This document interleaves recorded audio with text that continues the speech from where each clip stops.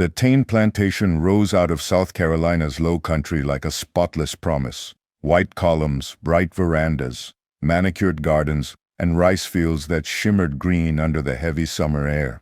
From Charleston, people spoke of it the way they spoke of a fine church or a perfect estate, proof that order could tame wilderness. But the beauty was a mask.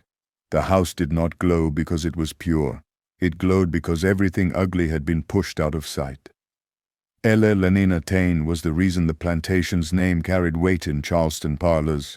A widow of 45, sharp-faced and controlled, she moved through society with a calm that made men uncomfortable. 3 winters earlier she had buried Colonel William Tane, and instead of collapsing under debt or scandal like many widows, she had done the opposite, expanded. Harvests climbed, accounts balanced. Neighbors who expected a woman to fail found themselves praising her success through clenched teeth. At summer gatherings on her veranda, compliments fell like coins. Judges and planters sipped drinks and laughed about yields, horses, and politics, treating the plantation like a living trophy. "Mrs. Tane," one prominent judge remarked, "you continue to astonish us."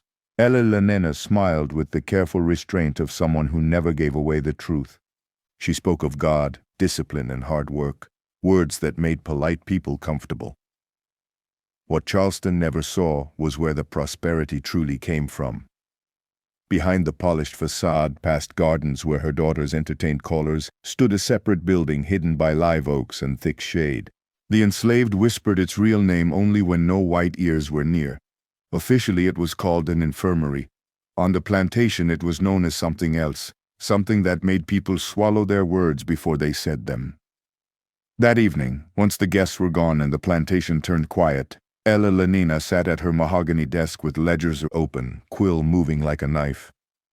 The overseer, Silas Webb, a large, rough man built for control, waited in her study, hat clenched in both hands like he was reporting to a general.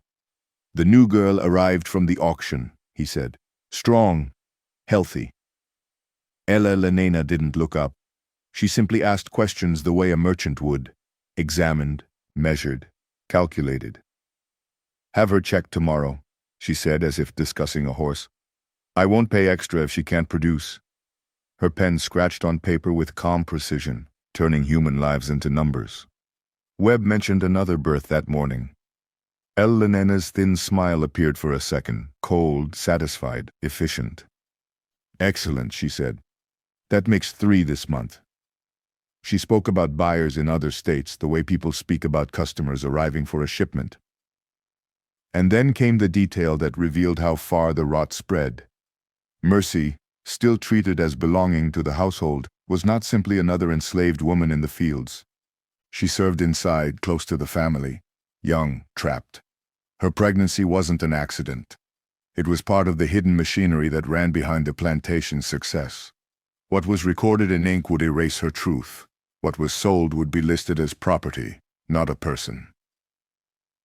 In the east wing of the mansion, Lenina's daughters carried their own private storms. Caroline, 22, stood at her window staring toward the quarters, her hand drifting, almost unconsciously, to her stomach.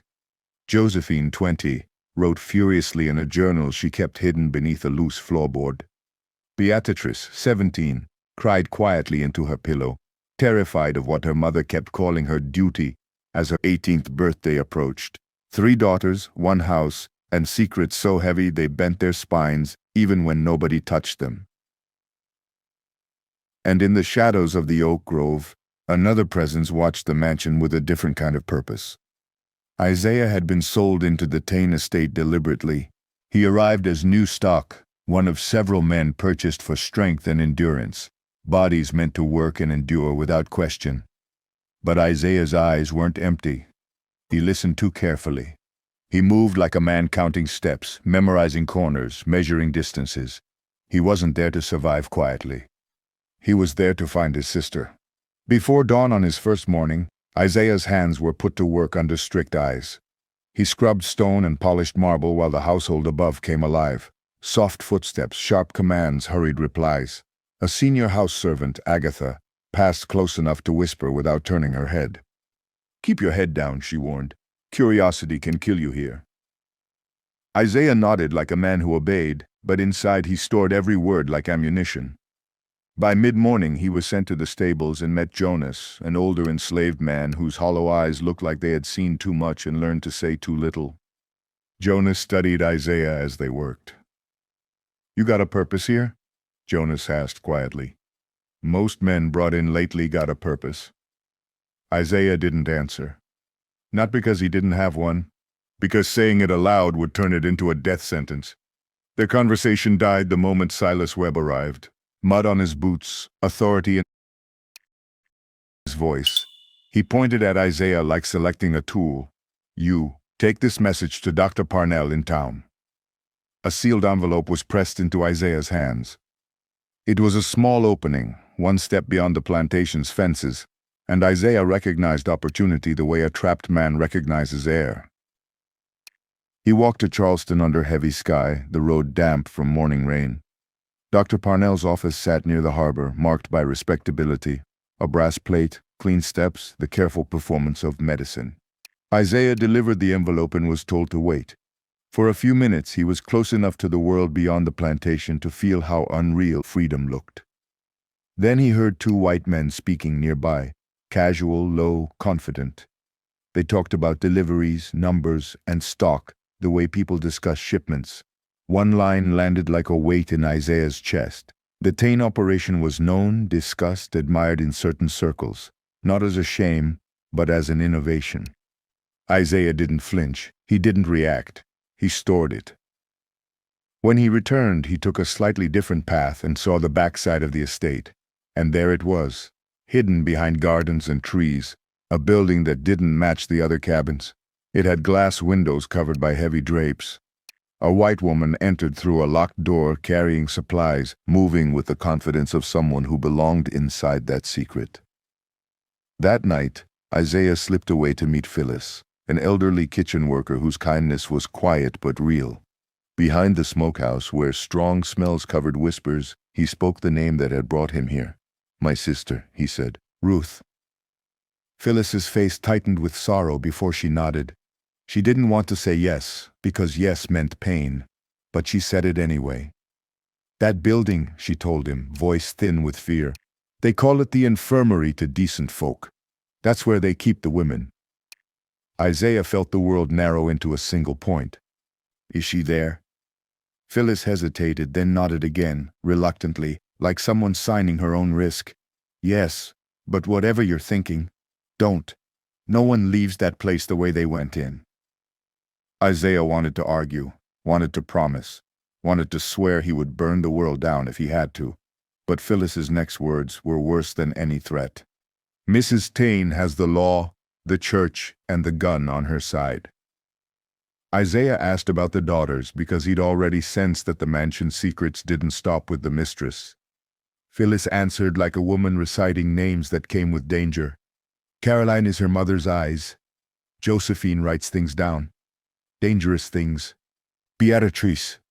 Phyllis swallowed. "Beatrice is next." Footsteps approached. Phyllis stiffened.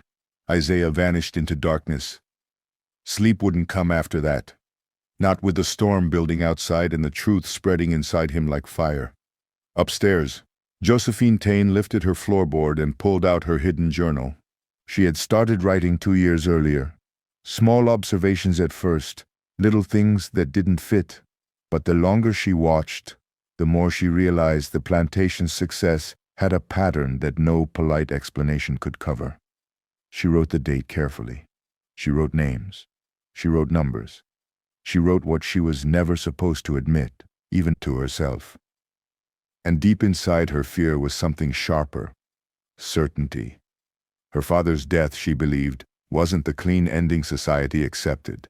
It was connected. The ledgers, the locked rooms, the visits from Dr. Parnell, the way her mother spoke about people like they were crops. A knock at her door startled her. She hid everything quickly. Downstairs, the parlor glowed with candlelight. The Blackwood brothers had arrived.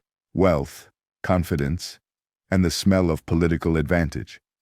Caroline played the hostess perfectly, laughing at the right moments. Josephine was introduced to Lieutenant James Blackwood, newly returned from service. Isaiah recognized opportunity the way a trapped man recognizes air. He walked to Charleston under heavy sky, the road damp from morning rain. Dr. Parnell's office sat near the harbor, marked by respectability, a brass plate, clean steps, the careful performance of medicine. Isaiah delivered the envelope and was told to wait. For a few minutes he was close enough to the world beyond the plantation to feel how unreal freedom looked. Then he heard two white men speaking nearby, casual, low, confident. They talked about deliveries, numbers, and stock, the way people discuss shipments. One line landed like a weight in Isaiah's chest. The Tain operation was known, discussed, admired in certain circles, not as a shame, but as an innovation. Isaiah didn't flinch. He didn't react. He stored it.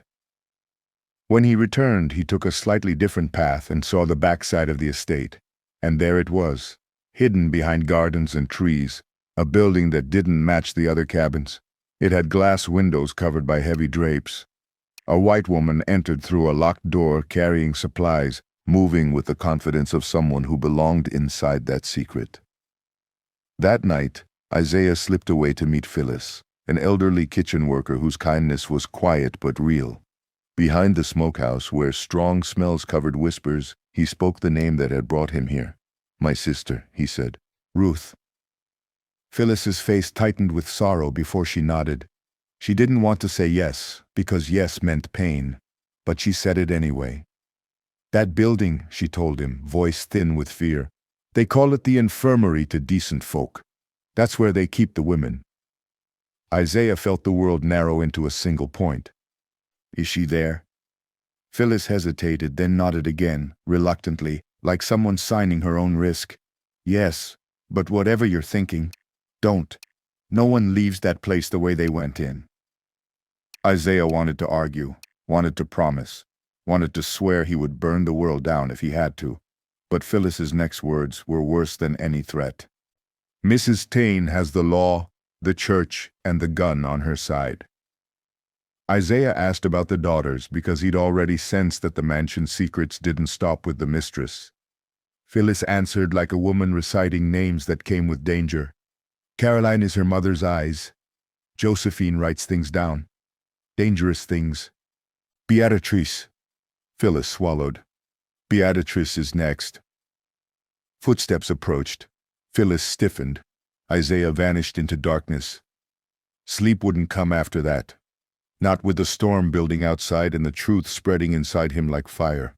Upstairs, Josephine Tain lifted her floorboard and pulled out her hidden journal. She had started writing 2 years earlier. Small observations at first, little things that didn't fit. But the longer she watched, the more she realized the plantation's success had a pattern that no polite explanation could cover. She wrote the date carefully. She wrote names. She wrote numbers. She wrote what she was never supposed to admit, even to herself. And deep inside her fear was something sharper. Certainty. Her father's death, she believed, wasn't the clean ending society accepted. It was connected. The ledgers, the locked rooms, the visits from Dr. Parnell, the way her mother spoke about people like they were crops. A knock at her door startled her. She hid everything quickly. Downstairs, the parlor glowed with candlelight. The Blackwood brothers had arrived. Wealth, confidence, and the smell of political advantage. Caroline played the hostess perfectly, laughing at the right moments. Josephine was introduced to Lieutenant James Blackwood, newly returned from service, alert eyes, rigid posture, a man trained to observe. Josephine tried to hold herself steady as conversation drifted through safe topics. She noticed Isaiah enter with refreshments, head lowered, hands steady, movements deliberate. Their eyes met for a fraction of a second, and in that moment Josephine felt something she couldn't explain, that this man was not simply a servant placed in her path by chance. Then Lenina entered, perfectly timed, warmth in her voice that never reached her eyes. She studied Lieutenant Blackwood the way she studied ledgers, measuring what he could contribute, what he could strengthen, what he could be made useful for. She invited him to tour the plantation. Josephine's blood ran cold. Her mother did not invite outsiders without reason. Outside the mansion windows, thunder rolled and the storm finally broke, rain lashing the glass like a warning. Down in the hidden building, Dr. Parnell continued his work with careful hands and a calm face, treating lives like experiments and records like treasure. The plantation's secret was not just cruelty. It was organization, system, planning. And on that same night, Isaiah understood something clearly as lightning split the sky. If El La Nena was ready to show a military man the infirmary, then the secret was no longer staying contained. It was expanding. And somewhere behind locked doors, Ruth was waiting, alive, trapped, and running out of time. Morning came heavy and wet, the kind of low-country dawn where mist clung to the rice fields like smoke and every sound traveled farther than it should. The storm had eased into a steady gray drizzle, turning paths to mud and making the plantation feel quieter than usual. Too quiet, like the whole property was holding its breath. Isaiah rose before the bell, not because he wanted to impress anyone, but because he needed time to think. Every hour mattered now. Ruth was real. The infirmary was real. And the fact that outsiders were being brought into the circle meant something was shifting. He was assigned to work near the main house, trimming hedges and hauling water, close enough to hear fragments through open windows and passing servants. That was how he learned the tour would happen after breakfast. Lieutenant James Blackwood would be shown the estate's innovative methods. The phrase sounded harmless, but Isaiah had heard the same tone in Charleston, men praising something they should have feared. When he saw Webb and two armed riders preparing the horses, Isaiah understood this was not a casual stroll across fields.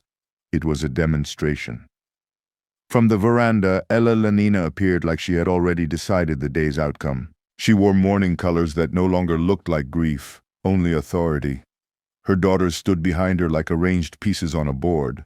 Caroline poised and watchful, Josephine quiet with eyes that seemed to read the air, Beatrice pale and tense, trying to fold herself smaller without anyone noticing. When the Blackwood brothers arrived, boots polished, coats pressed, smiles practiced, Ella Lanina greeted them with warmth so controlled it felt like a trap.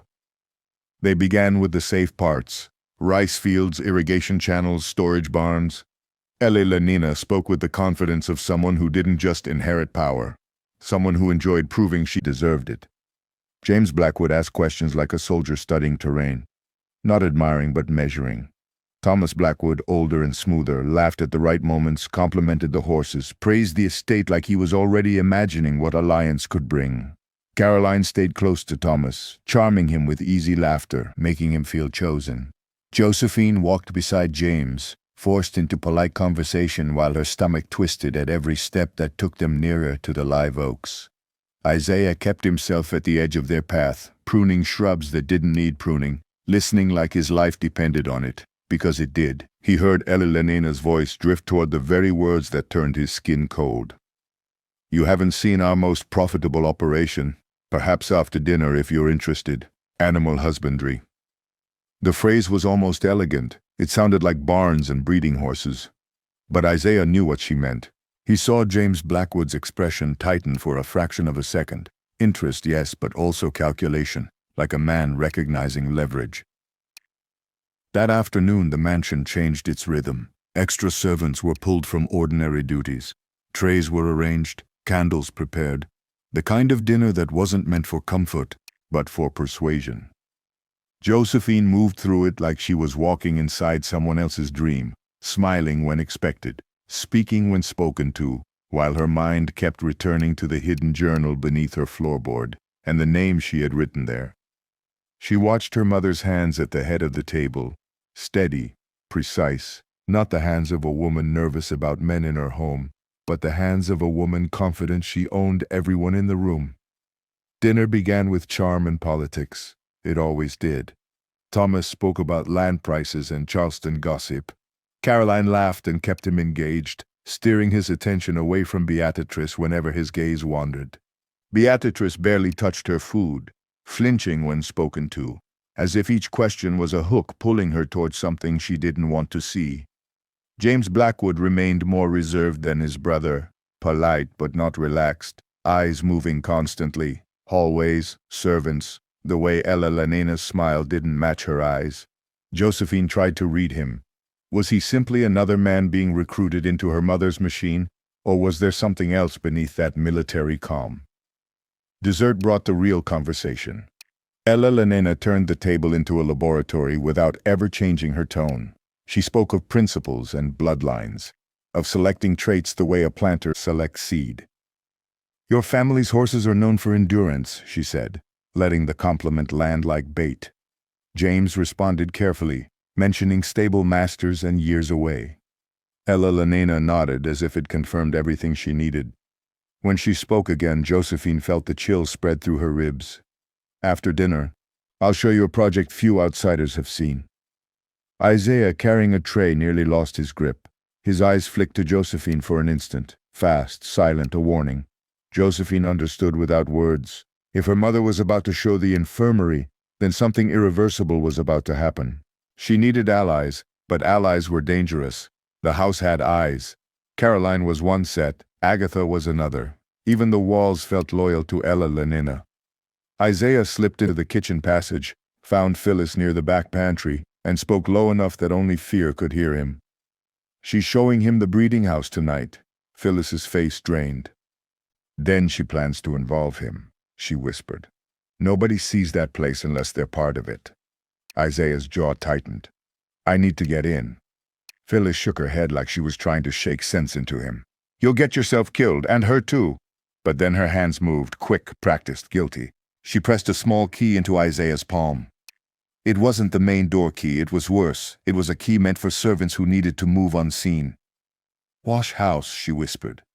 "Back door there's a passage, but if you're caught we all suffer." Isaiah closed his fingers around the metal as if it were a weapon. The storm returned as night deepened, giving the plantation cover. Rain on roofs, wind through live oaks, thunder swallowing footsteps. While Elena guided the Blackwoods toward the place she called animal husbandry, Josephine made her move upstairs, not with force, but with the quiet desperation of someone who finally accepts that obedience won't save her.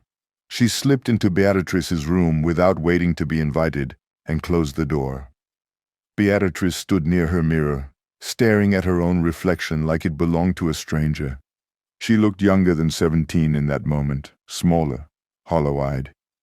"In 6 weeks," she whispered, as if saying the number could stop time. Josephine took her hands and felt them shaking. "We need to talk," Josephine said. "About Mother's plans for you." Beatrice tried to pull away, but Josephine wouldn't let her. "Listen," she insisted. "Do you know what happened to Caroline?" Beatrice flinched. "Caroline said it's duty," she whispered. "To the family, to the bloodline." Josephine's voice went sharp with disgust. "It's monstrous, and I won't let it happen to you." Beatrice's eyes filled. "Caroline said it's scientific," she said, like repeating someone else's words. "Mother continues Father's work. The timeline will be superior." Josephine's face went pale.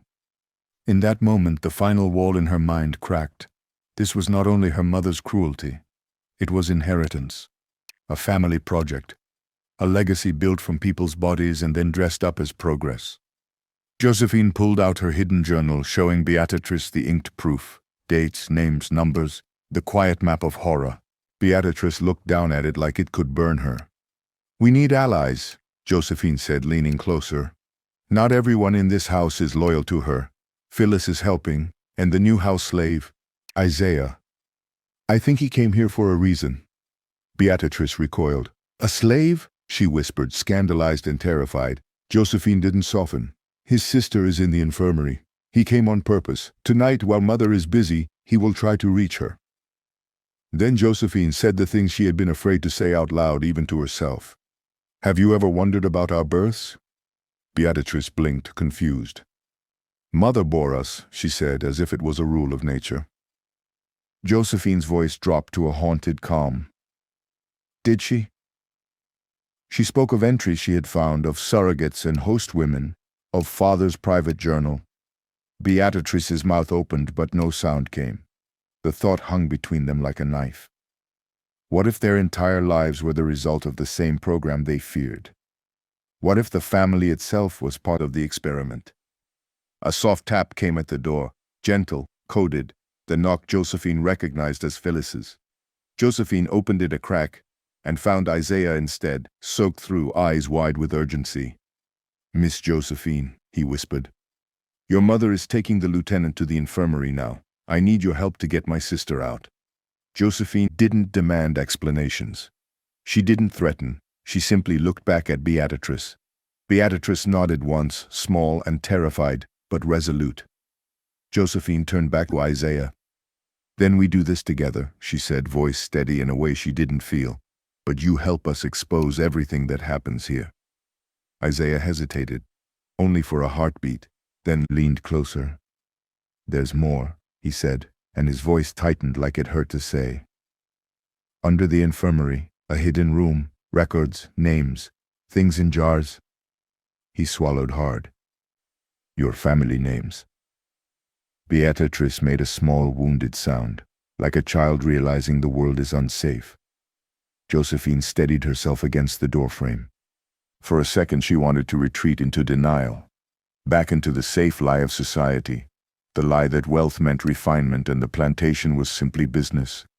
But the storm outside seemed to answer her. "Show us," she said. And as thunder rolled again, the three unlikely allies, one enslaved man with a purpose, and two daughters trapped inside their mother's empire, stepped into the night, moving toward the washhouse and the darkness beneath it, while inside the mansion, Caroline waited in silence, already sensing the shape of betrayal. If Chapter 1 was the reveal of a secret, Chapter 2 was the moment the secret realized it was being hunted. The washhouse crouched at the edge of the plantation like something forgotten on purpose, a squat brick building that smelled of soap, damp cloth, and ironed obedience. And as Isaiah eased the door open, the storm swallowed the sound, rain hammering the roof hard enough to disguise the truth of what was about to happen beneath it. Inside, copper tubs loomed in the dim light, their rims dulled by years of labor, and Josephine felt the wrongness of being there settle into her bones. She had passed this building her entire life without ever truly seeing it, never imagining that beneath the ritual of clean linens and scalded water lay a passage designed for secrecy, not hygiene. Isaiah moved with quiet certainty, pushing one heavy tub aside to reveal a trapdoor cut so precisely into the stone floor that it vanished when closed, proof that whoever planned it had known this place would need to hide more than dirt. When the hinges creaked, Beatrice flinched, and Josephine held her breath until Isaiah froze, listening, counting heartbeats, then continued, lifting the door to expose a narrow stairway, dropping into blackness that smelled of earth and old air. They had one lantern between them, its flame small and trembling, painting their faces in sharp shadows as they descended, each step a private crossing from denial into knowledge, from comfort into consequence. The tunnel below was not crude. It was deliberate. Brick walls laid straight, a packed dirt floor worn smooth by years of use, wide enough for bodies to pass without brushing, as if the builders had anticipated fear and wanted no excuses for hesitation. The passage ran straight for a short distance, then split, and Isaiah raised a hand, whispering that the right led to the infirmary while the left was unknown. A choice that felt heavier than it should have, because Josephine understood instinctively that whatever lay to the left was not meant to be seen at all. She chose the left without ceremony, driven by the certainty that proof mattered as much as rescue, that without evidence the world would shrug and forget, and as they moved deeper the air grew cooler, laced with a chemical sweetness that clung to the back of the throat and made Beatrice's steps falter. The corridor ended at a heavy oak door banded with iron and sealed by a padlock that looked newer than the wood around it, as if it had been replaced often. And when Beatrice whispered that they couldn't break it, Josephine produced a ring of keys she had stolen from her mother's study days earlier, waiting, without admitting it, for exactly this moment. The lock surrendered on the third try with a click that sounded too loud in the narrow space, and when Isaiah pushed the door open and lifted the lantern, the room revealed itself in a way Josephine would never forget, not even if she lived 100 years. Glass-fronted cabinets lined the walls, their shelves filled with jars arranged by size and date, each holding something human suspended in cloudy liquid. Labels written in neat, disciplined script noting gestation, parentage, and cause of termination with the same tone one might use for spoiled grain. A desk stood in the center, its surface crowded with ledgers, instruments, and folded charts, and the smell, sweet, metallic, and wrong, made Beatrice stumble back, a prayer or cry breaking from her lips as she covered her mouth with shaking hands. Josephine moved forward like someone compelled, opening a leather-bound journal and recognizing Dr. Parnell's handwriting immediately, page after page of observations that spoke of subjects and outcomes, of intentional removals when defects were suspected, of adjustments made to improve results, and as Isaiah leaned closer, lantern steady, he saw dates stretching back decades, back into Josephine's childhood and before, and understood that this was not a deviation born of desperation, but a long, patient system, refined over time.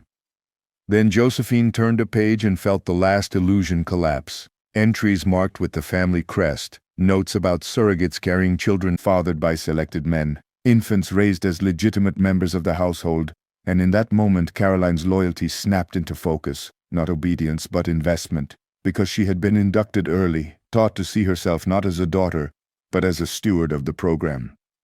Beatrice whispered the question that haunted the room, why? And before Josephine could answer, voices echoed faintly down the other passage. Ella Lenena's unmistakable tone paired with a man's deeper voice, calm and curious, discussing results as if discussing harvests. Isaiah snuffed the lantern, plunging them into darkness broken only by the thin line of light creeping under the door, and Josephine's mind raced as she weighed hiding against action, fear against responsibility, until resolve hardened inside her like steel, and she began stuffing ledgers and charts into a canvas sack, knowing that if she left them behind, they would be erased, rewritten, or buried with the same care used on everything else. Beatrice was sent back through the tunnel with the documents, given instructions that felt unreal, where to hide them, whom to trust, what to do if Josephine did not return. And when she slipped away, Josephine and Isaiah turned toward the right-hand passage, toward the infirmary, toward Ruth, moving with the quiet urgency of people who had crossed a line they could never uncross, aware now that the plantation above them was not merely cruel but designed, not merely violent but methodical, and that once such a system was seen clearly, it could never be unseen. The right-hand passage narrowed as Josephine and Isaiah moved toward the infirmary, the walls pressing closer as if the earth itself were trying to contain what had been built inside it, and with every step the sounds grew clearer. Measured voices, the faint clink of glass, the soft, regulated cadence of people who believed themselves righteous.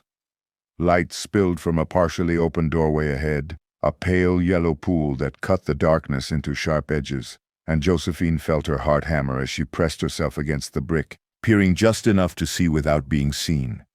The infirmary was nothing like the crude cabins above ground. It was orderly, clean, and designed to look merciful, with whitewashed walls, narrow beds arranged with careful symmetry, and observation windows set at chest height so the women inside could be watched without being touched.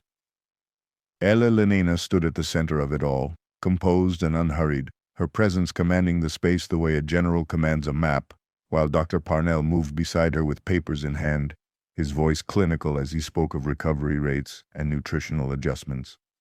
Lieutenant James Blackwood listened from a step back, posture stiff, eyes moving from bed to bed, from woman to woman, as if trying to reconcile what he was seeing with the polite language being used to explain it.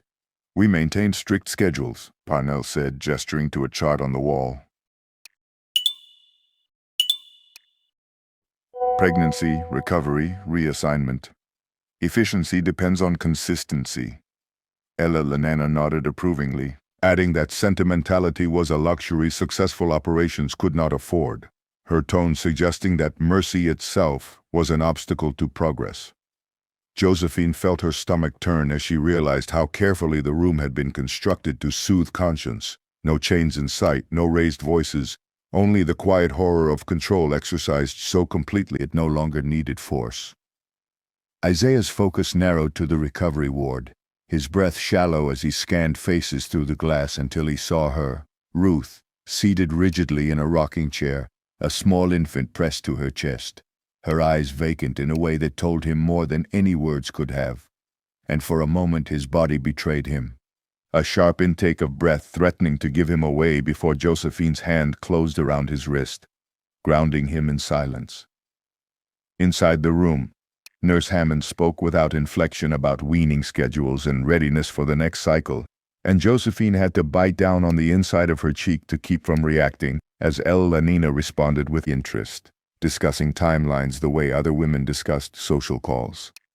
Blackwood asked a question then, quiet, measured, but unmistakably edged with concern, about consent, about legality, and Elenina answered him with practiced ease, explaining that the international trade had ended, but the law still recognized property, that what she had created was not only lawful but necessary, a solution to a changing world.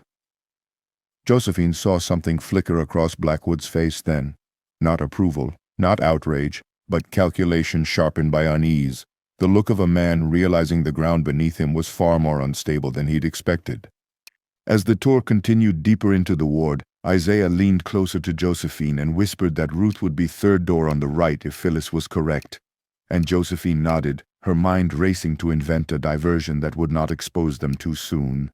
Before either could move, footsteps echoed behind them, another presence entering the passage. Josephine felt the air tighten as Caroline's voice rang out from the infirmary entrance, sharp and urgent, announcing that her sisters were missing and that something had been found in the tunnels. The room shifted instantly, calm snapping into alertness, Elenina's expression hardening into something cold and dangerous as she issued orders to secure records and search the grounds. And in that moment Josephine understood that the mask was gone, that the plantation had moved from concealment to defense. Isaiah and Josephine retreated deeper into shadow as the infirmary erupted into controlled chaos, and while Elenina raised her voice to command loyalty and silence, Lieutenant Blackwood stepped back just far enough to slip a hand inside his coat, the weight of papers there suddenly heavy with consequence, because what he had come to observe quietly had become something that demanded action, and quickly. The infirmary transformed in seconds from a place of hushed order into a hive of controlled panic, the kind that only appears when powerful people realize their secrets are no longer contained, and Josephine felt the shift like a physical pressure as Elenina's voice sharpened, slicing through the room with commands that were obeyed instantly. Secure the records, lock the wards, summon the overseers, while Dr. Parnell moved with frantic precision, clutching folders and keys, as though knowledge itself might flee if he loosened his grip. Caroline stood near the entrance, rain-dark hair clinging to her face, eyes bright with something between devotion and fear, the pistol heavy in her hand like a promise she was willing to keep. And when she spoke again, it was not as a daughter but as an enforcer, repeating that Josephine had taken documents, that betrayal had finally breached the walls, and that everything depended on stopping it before dawn. Isaiah pressed himself flatter into the shadows, every muscle screaming to move, to reach Ruth before the doors were sealed. But Josephine's grip on his arm tightened, her breath steady despite the terror burning behind her eyes, because she understood that timing now meant survival, not courage. Across the ward, Lieutenant Blackwood watched the scene unfold with a stillness that did not belong to an invited guest.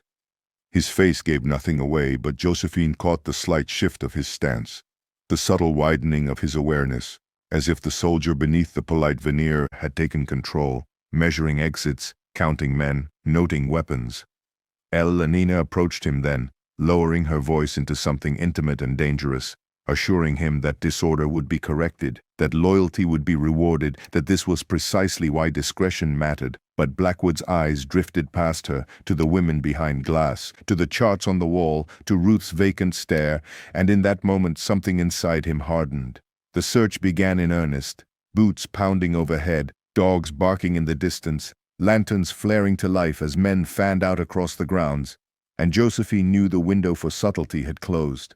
The plantation had turned predatory, and anything still moving inside it was now prey. She leaned toward Isaiah and whispered a plan in fragments. Diversion, timing, the washhouse passage, and Isaiah nodded once, grim and focused, his fear transformed into something colder and more useful. They waited as Elenina strode from room to room, directing the hunt like a battlefield commander, unaware that Blackwood had slipped back just far enough to draw out his credentials in the dim light, unreadable to everyone but himself, weighing the cost of acting now against the cost of waiting. When a scream erupted from the far end of the ward, two women bolting from a room in raw desperation, the space fractured completely, nurses shouting, guards colliding, and for a heartbeat the machinery stalled, and Josephine seized it, pulling Isaiah toward the recovery wing, where Ruth sat frozen, her body rigid with the learned stillness of someone punished for reacting. Isaiah reached her first, whispering her name like a prayer, and the sound cracked something open in Ruth's eyes, recognition flooding back in a rush so violent she nearly dropped the child, and as Josephine barred the door behind them with a chair, the truth finally became unavoidable. The plantation's power depended on silence, and that silence had just been broken in the one place it could never be restored, by the people it had tried hardest to erase. The moment Ruth recognized Isaiah, the world inside the infirmary fractured into urgency, fear, and motion, and everything that had been controlled by schedules and keys was suddenly governed by seconds, because the plantation's power had never been built to withstand refusal. Josephine moved instinctively, pulling a chair hard against the door and bracing it with her shoulder, while Isaiah wrapped Ruth and the infant in a spare blanket, murmuring instructions with a steadiness that surprised even him. And Ruth obeyed not because she trusted the plan, but because she trusted his voice, the one thing that still connected her to a life before captivity. Outside the room, chaos surged, orders shouted over one another, boots slipping on wet stone, Nurse Hammond screaming for guards while trying to force the women back into line, and through the open corridor Josephine saw Ella Lenena advance with a calm fury that felt more dangerous than panic, her authority cutting through noise as she demanded silence and compliance, promising punishment with the certainty of someone who had always been obeyed. Caroline reappeared at her side like a shadow, pistol raised now not as a threat but as a statement, her eyes fixed on the corridor where Josephine had vanished. And for the first time Josephine understood fully that her sister was not blind to the cruelty but committed to it, invested beyond retreat. As the search tightened, Blackwood made his choice without ceremony. He stepped between Parnell and the exit, asked a question that sounded harmless but forced the doctor to pause, then produced his credentials with a precision that sliced through the room's momentum, declaring federal authority in a voice trained to carry over gunfire, and the effect was immediate and electric. Guards hesitated, servants froze, and Ella Lenena's smile thinned into something sharp and brittle as she realized the danger had not come from rebellion alone, but from oversight. She laughed it off at first, dismissing Washington as distant and uninformed, insisting that Charleston's influence would smother any interference. But Blackwood's gaze did not waver, and as he blew a sharp signal meant for men stationed beyond gates, the plantation's illusion of isolation collapsed. In the recovery room, Josephine heard the whistles echo and knew the timeline had shifted again. They could no longer hide and wait, they had to move, and fast. Isaiah cracked the door just enough to listen, timing the gaps between commands, then led Ruth into the corridor when a surge of bodies rushed the opposite direction. Josephine at their backs, counting turns, remembering Phyllis's whispered map, guiding them toward a service passage that bled into the storm-soaked grounds. Above them, Ella Lenena barked orders to arm overseers and bar gates, her confidence hardening into defiance as she realized the fight would not be won with secrecy alone, while Caroline vanished into the rain to hunt, driven by loyalty sharpened into obsession. Outside, the night swallowed sound and shape. Rain flattened tracks and blurred lantern light, and the plantation that once operated like a clock now moved like a wounded animal, lashing out without coordination. Josephine felt the weight of her journal against her chest and understood that survival was no longer just about escape. It was about keeping truth alive long enough to matter. And as Isaiah led them toward the drainage channel that cut under the north fields, she looked back once at the mansion's glowing windows and saw with terrible clarity that the power she had grown up revering had always depended on everyone believing it was unbreakable. And tonight that belief was bleeding away into the dark. They reached the drainage channel just as the plantation's search spread outward like a net thrown too wide, men shouting to one another through the rain, dogs baying in confused bursts as the storm muddled every scent, and Josephine understood with a cold clarity That chaos was their only shield now. Isaiah forced the iron grate open with a grunt and slipped down first, sinking into knee-deep water, then reached back for Ruth, steadying her as she descended with the infant pressed tight against her chest, the child's whimper swallowed by thunder. Josephine followed last, pulling the grate back into place with numb fingers, smearing mud over the edges until it vanished into the ground again, and when boots thundered past above them moments later, she flattened herself into the channel's curve, heart hammering so hard she feared it might betray them. The channel bent and dipped, its roof low and slick with moss, forcing them to crawl in places, water soaking through clothes, breath shallow and controlled, each inch stolen from the plantation that had claimed so many lives without resistance.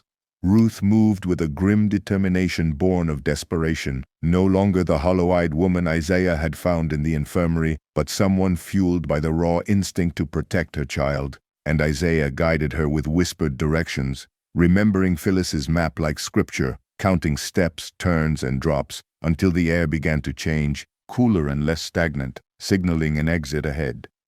They emerged near the north field beneath the skeletal silhouette of an ash tree, its branches clawing at the storm clouds as dawn threatened the horizon with thin gray light, and there, miraculously, impossibly waited help. Two riders holding restless horses, faces hidden beneath hoods, eyes sharp with urgency. Ruth did not hesitate. She thrust a bundle wrapped in oilcloth into Josephine's hands, her voice quick and fierce as she explained that the documents taken from the hidden room had to leave the state, that proof mattered more than vengeance, and that she would draw pursuit if she had to. Josephine refused at first, panic flaring at the thought of leaving Beatrice behind, but the shouts growing closer forced choice over hope, and Isaiah mounted first, lifting Ruth and the baby up behind him, then pulling Josephine onto the second horse as the riders kicked forward, hooves tearing at the mud. Behind them, the plantation erupted into a chase, lanterns bobbing, gunshots cracking into the wet air, men shouting orders that dissolved into confusion as the riders split, scattering across narrow paths known only to those who had learned survival the hard way. As they raced through the fields, Josephine clutched the oilcloth-wrapped evidence to her chest, feeling its weight as both burden and promise, while Isaiah leaned low over the horse's neck, guiding them toward the ferry landing where the river swelled from the storm, its dark surface reflecting the first broken light of morning. At the water's edge, chaos met resistance, an overseer lunging too late, a brief struggle, a cry cut short as the ferry operator pushed men back with practiced force.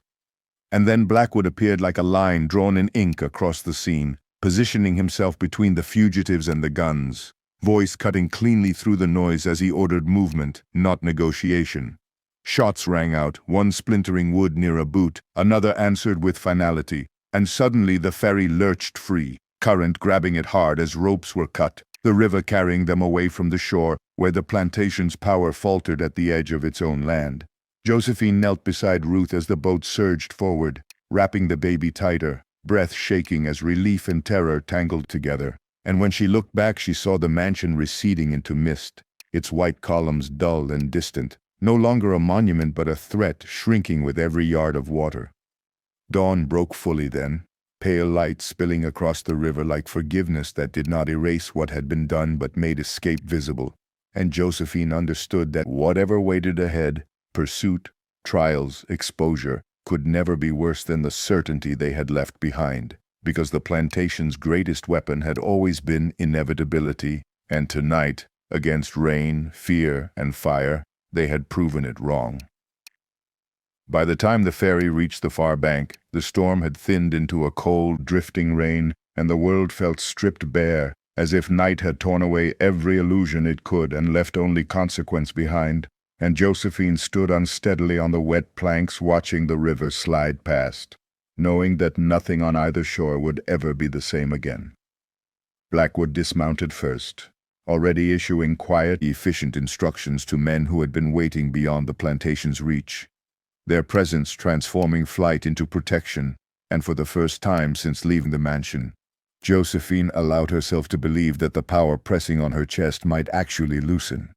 Ruth cradled her child in silence, exhaustion etched into every line of her face, yet beneath it lived something newly fierce and alive, a resolve that came not from hope but from survival itself. And Isaiah stayed close to her, no longer moving like a man sneaking through shadows, but like someone who had reclaimed the right to stand in the open air.